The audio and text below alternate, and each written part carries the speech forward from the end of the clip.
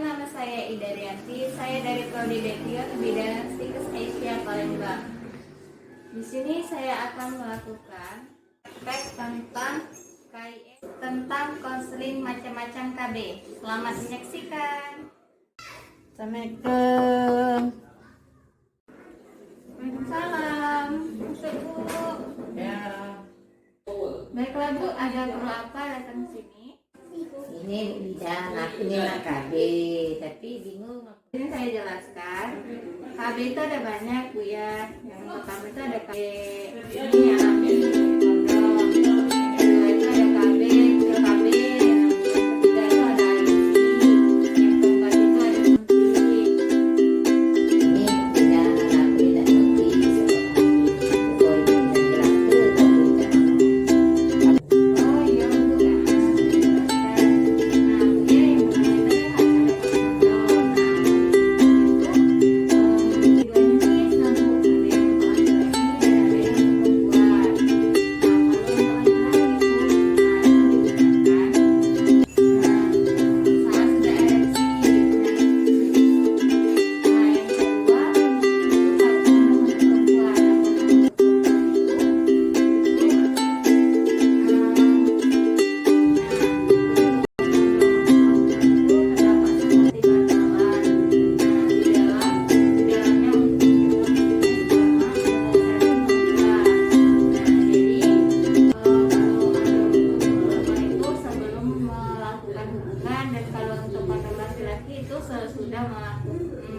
Sesudah melakukan hubungan.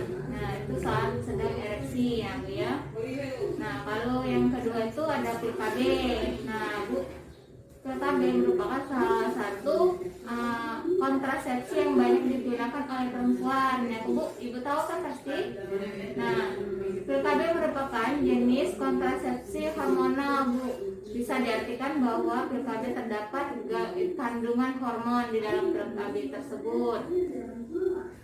Nah, pil KB ini memiliki dua jenis, Bu. Yang pertama itu pil KB kombinasi, dan pil KB kombinasi ini mengandung hormon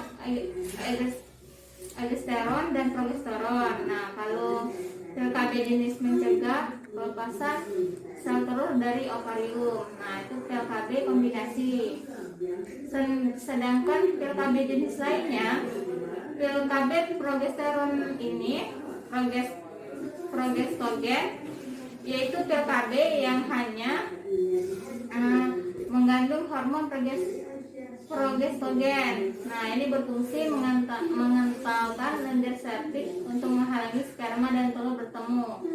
Nah, pil KB ini 99% bisa mencegah terjadinya. Pil KB itu ada dua, tadi kan Bu sudah saya jelaskan. Yang pertama itu kombinasi, dan yang kedua itu progestogen. Nah, kalau pil kombinasi tadi mengandung hormon estrogen dan progestogen. Nah, sedangkan kalau pil KB progestogen only itu hanya mengandung hormon progestogen. Nah, ini efek sampingnya biasanya berdampak perubahan hormon, dan bagi sebagian perempuan bisa menimbulkan jerawat di muka, Bu. Yang ketiga itu ada IUD, Bu. IUD ini yang biasanya digunakan perempuan kontrasepsi berbentuk T, dia, Bu. Alatnya itu berbentuk T. Nah, tidak terlalu besar, Bu, bentuknya itu. Nah, itu dimasukkan ke dalam rahim, Bu, melalui daerah vagina wanita. Nah, IUD itu memiliki dua jenis. Yang pertama itu IUD hormonal. Nah, Bu, IUD hormonal itu adalah jenis IUD yang mengandung hormon progestin. Nah, ini berfungsi fungsi dari IUD hormonal ini adalah mencegah sperma membuahi sel telur, Bu. Nah, yang kedua itu ada IUD tembaga, Bu. IUD tembaga ini jenis IUD yang mengandung hormon. IUD tembaga ini mengandung perangkat plastik fleksibel kecil, ya, Bu. mengandung selongsong tembaga dan kawat yang dimasukkan ke dalam rahim. Nah, kemarin tembaga ini merusak sperma dan mencegah bertemu sel telur, Bu ya. Nah, kontrasepsi IUD ini efektif hingga 99% untuk mencegah terjadinya kehamilan. Nah, kontrasepsi ini juga digunakan selama beberapa tahun. Namun jika memilih menggunakan kontrasepsi IUD ini, Bu ya, ada baiknya ibu rutin untuk memeriksakan dan berkonsultasi ke dokter untuk memastikan posisi IUD. IUD ini bisa berubah-ubah, Bu, bentuk ini posisinya. Jadi harus diperiksakan, harus rutin memeriksakannya kepada dokter atau tenaga medis lainnya. Yang keempat itu adalah KB suntik, Bu. Pasti Bu sudah tahu kan KB suntik. Yang pertama itu ada KB suntik 3 bulan, yang kedua itu ada KB suntik. Nah, KB suntik ini memiliki 2 jenis, Bu ya. Pertama, KB suntik progesteron. KB suntik progesteron ini yang suntikan yang mengandung hormon progesteron yang disuntikan ke dalam otot di bawah kulit setiap 2 hingga 3 bulan sekali. Nah, itu biasanya 3 bulan, Bu ya. Nah, tergantung pada produk yang ibu pilih. Suntikan KB ini berfungsi mengentalkan lendir pelvik dan menghalangi sperma dan sel telur bertemu dan mencegah ovulasi. Nah, Bu, KB suntik ini 99% efektif mencegah kehamilan bila digunakan dengan benar dan konsisten, Bu ya. Nah, KB suntik ini berpotensi mengakibatkan penundaan kembali kesuburan perempuan sekitar 1 hingga 4 bulan setelah digunakan dan bisa mengakibatkan menstruasi tidak teratur tetapi tidak bahaya, Bu. Oh iya, Bu. Nah, Bu, KB suntik yang selanjutnya itu ada KB suntik kombinasi.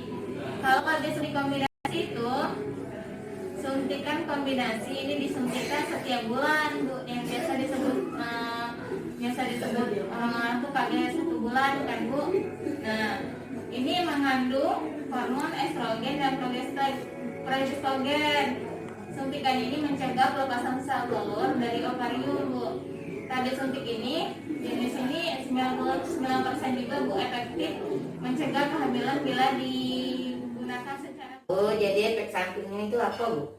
Nah, efek samping dari KB suntik tadi, nah itu bisa mengakibatkan tidak teratur menstruasi yang tidak teratur, Bu, dan tetapi tidak berbahaya, tapi menstruasinya tidak teratur. Nah, Bu ya, yang selanjutnya itu ada KB implan, Bu. KB implan tuh yang kayak mana, Bu? Nah, KB implan itu lebih dikenal kontrasepsi yang berbentuk batang, Bu ya.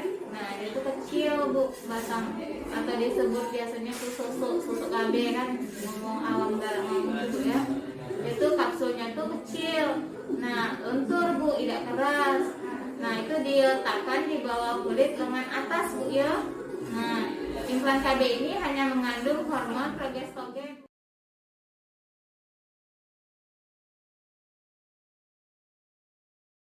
Kontrasepsi implan KB ini 99% efektif mencegah kehamilan.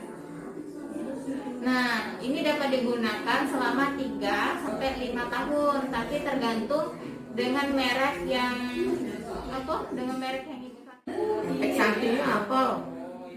Nah, Bu, efek samping dari KB implan ini menyebabkan menstruasi juga tidak teratur, Bu, tapi tidak bahaya untuk kesehatan. Nah, Bu, jadi yang sudah aku jelaskan tadi dengan Ibu, KB tadi kan, banyak kan KB tadi.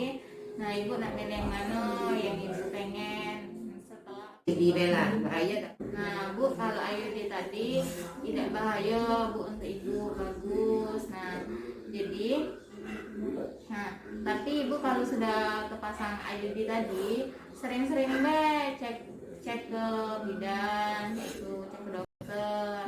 biar posisinya itu tidak berubah kan Bu. Oh iya Bu, kalau itu aku nak pakai IUD deh. Oh iya Bu, boleh. Nah, aku mesti balik dulu. Iya, makasih ya Bu. Nah, itu. Salam. Oh.